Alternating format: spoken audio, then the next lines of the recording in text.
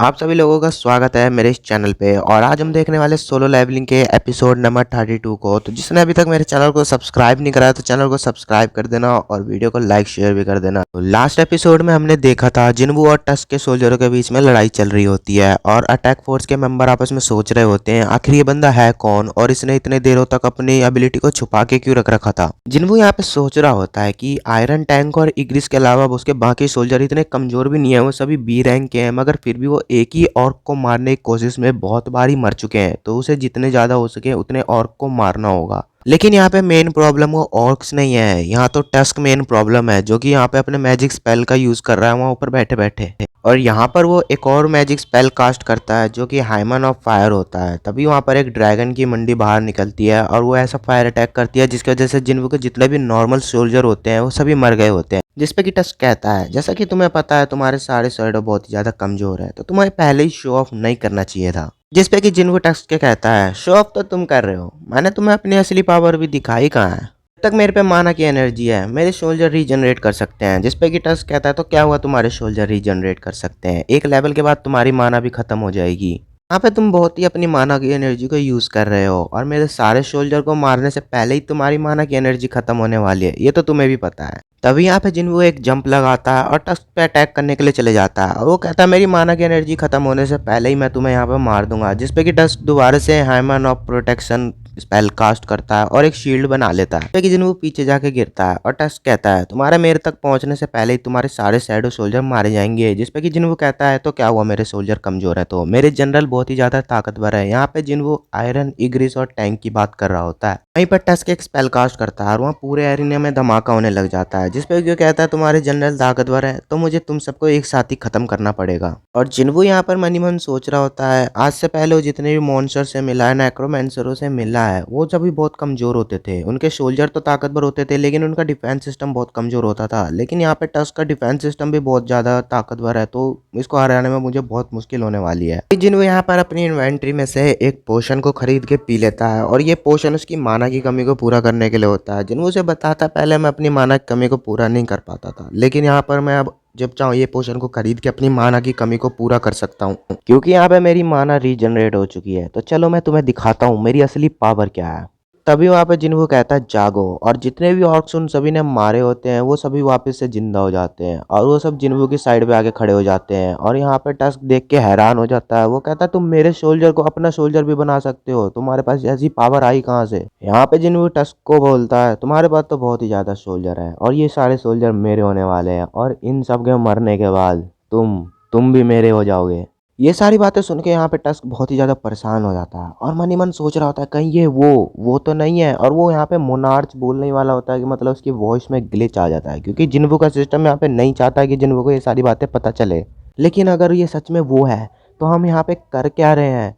हमारी जब से यहाँ पे आँख खुली है हमारे कानों में बस एक ही बात गुजरी है, इंसानों को मारो। और अगर तुम सच में वो भी हो तब भी मैं तुम्हें मारूंगा क्योंकि तुम भी तो एक इंसान ही हो। तो यहाँ पे टस्क उसके जो 3 बचे हुए ताकतवर सोल्जर थे उनको कहता है आगे बढ़ो और अटैक करो। जिसपे कि जिन्वू कहता है तो क्या ये फाइट जनरल के बीच में होने वाली है। जिसपे कि जिन्वू की तरफ से आयरन बाहर जाता है और आयरन बहुत ही ज्यादा ताकतवर होता है तो अपने एक ही मूव से एक सोल्जर को उड़ा के मार देता है। वहीं दूसरी तरफ इग्रिस का सामना 2 गार्ड से होता है जिसमें से एक गार्ड को तो इग्रिस बड़ी आसानी से अपने तलवार से काट देता है और दूसरे गार्ड के अटैक को डॉज करते हुए उसे पीछे की तरफ धकेल देता है जहाँ पे कि आयरन खड़ा होता है। वहीं पर आयरन अपने एक मूव से ही उस गार्ड को उड़ा देता है और वो सीधा टैंक के पास जाके गिरता है और टैंक वहाँ पे अपने दोनों पंजे से उस गार्ड को मार डालता है। जिसपे कि जिन्वू टस्क क्या कहता है मुझे लगता है मेरे जनरल तुम्हारे जनरल से बहुत ही ज्यादा ताकतवर है। हालांकि मैं बहुत ही कॉन्फिडेंस से कह रहा हूँ, हालांकि मेरा माना भी बहुत तेजी से कम हो रहा है लेकिन मैं फिर भी तुमसे ताकतवर हूँ दोस्त, तुम ये बात मान लो।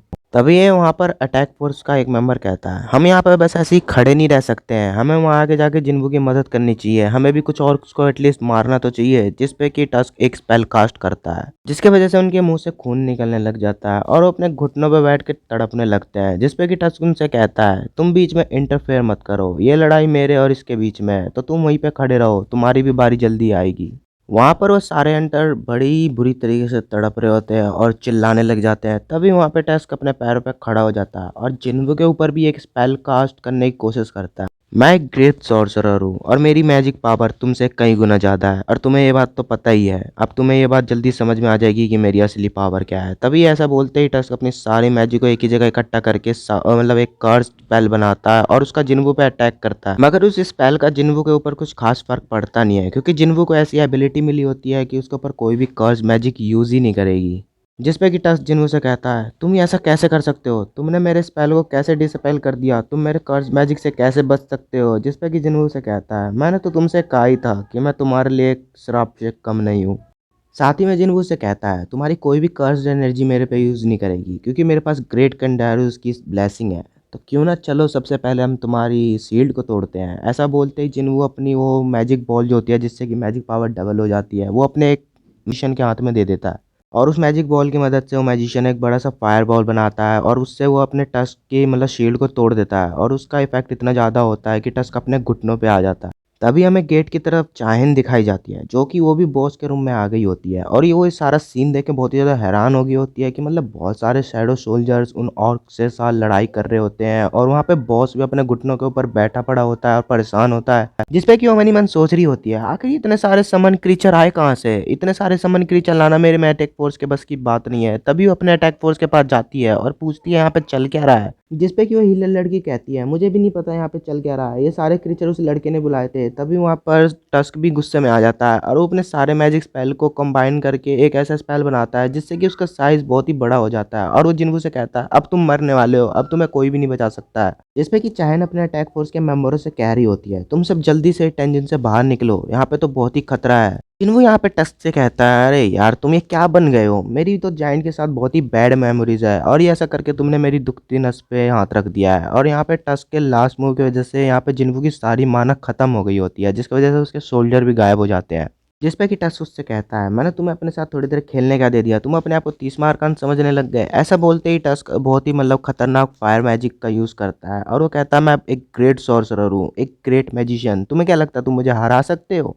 तभी यहाँ पे जिन्वू एक लंबी सी छलांग लगा के उसके मतलब फेस के पास चले जाता है और उससे कहता है, मुझे पता है तुम जब जैसे ही बड़े बन जाते हो तुम एक बहुत ही बड़े टारगेट बन जाते हो और एक मैजिशियन कभी भी एक असैसिन टाइप को मतलब डॉज ही नहीं कर सकता अगर उसके पास अपने खुद के सोल्जर ना हो तो। और ऐसा बोलते ही जिन्वू उसकी एक आंख फोड़ देता है और यहाँ पर जो टस्क होता है वो एक आंख फूटने की वजह से बहुत ही ज़्यादा दर्द में चिल्लाने लग जाता है और घुटनों के बल बैठ जाता है। यहाँ पे टस्क मतलब दर्द से चिल्ला ही रहा होता है, वहीं दूसरी तरफ मॉनिटरिंग डिपार्टमेंट वाले भी यहाँ आ जाते हैं और वो जिन यहाँ पे कह रहे होते हैं, आखिर यहाँ पे चल क्या रहा है, ये बॉस इतना दर्द में क्यों चिल्ला रहा है। जिस पे कि चायन भी वहीं पे बगल में खड़ी होती है और कहती है, जितने भी शैडो मॉन्स्टर है ये उस लड़के ने बुलाए हैं। जिस पे कि वूजिन कहते हैं, क्या क्या तुम जिन्वू की बात कर रही हो, जिन्वू ऐसा भी कर सकता है, मुझे तो लगा था वो एक असेसियन टाइप का है, लेकिन वो तो यहाँ पे मैजिक स्पेल भी यूज कर सकता है।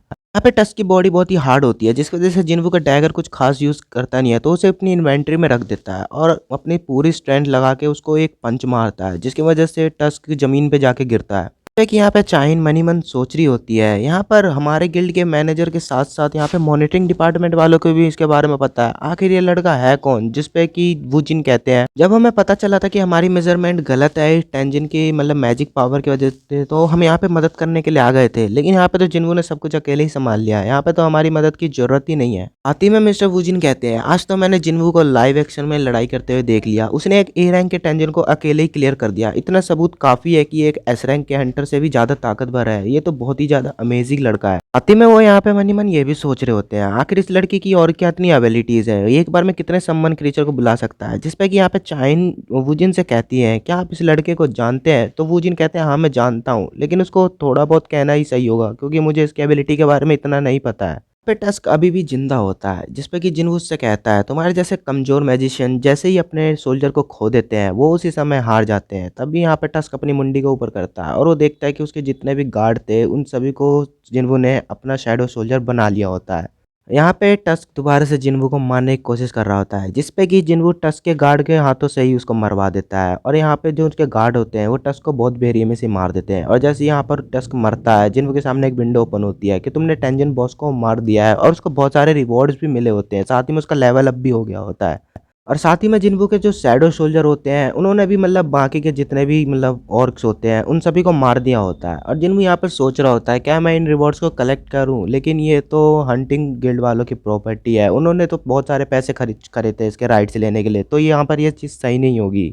और जिन्बू यहाँ पे मुस्कुराते हुए कहता है क्या हुआ, मैं रिवॉर्ड से नहीं ले सकता, तो मुझे एक शैडो सोल्जर मिल गया है। और वो उसकी बॉडी पे हाथ रख के कहता है जागो। और यहाँ पे टस्क की शैडो उसकी बॉडी से बाहर निकलने लग जाती है। वूजिन, चाहेन और बाकी के अटैक फोर्स के मेंबर भी ये सीन देख रहे होते हैं। और यहाँ पे वूजिन मनी मन सोच रहे होते हैं क्या ये किसी को भी अपना शैडो सोल्जर बना सकता है। जिन्बू यहाँ पे टस्क से कहता है तुम शैडो सोल्जर बनने के बाद बहुत अच्छे लग रहे हो, खामोश ऐसे ही अच्छे लगते हो तुम। और यहीं पर हमारी यह एपिसोड भी एंड होती है।